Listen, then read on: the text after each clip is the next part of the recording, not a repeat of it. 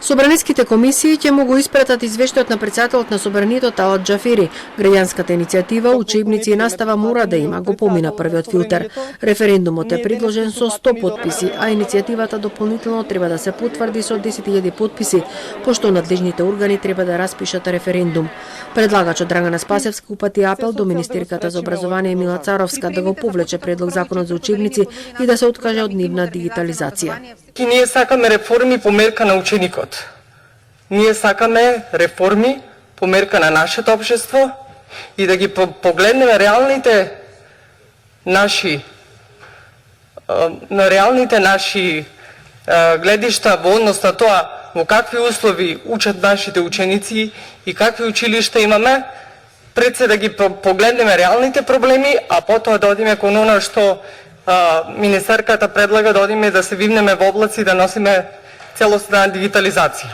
Опозицијата бара преку јавна расправа и дебата да се изготви ново законско решение. Колку уназадија за овие 2 школски години, колку последици ќе има од тоа. Сметам дека треба не само образовната фела и експертите во фелата и вклучените луѓе во фелата образование да дадат свое мислење за ова предлог законско решение кое сметам исклучително дека треба да сега да се повлече и треба можеби да се одвива во етапи, може треба со анализи, но сметам дека треба да се вклучи и здравствената фела, бидејќи кога ќе излезат со анализа колку деца има со сколиози и колку има деца кои што носат очила, мислам дека ќе се доведе во прашање ова брзоплето носење на дигитализација на учебници.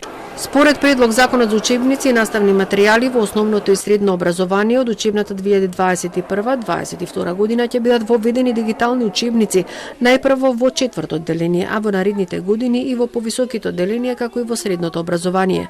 Учениците до 3-то одделение ќе продолжат да учат од печатени учебници.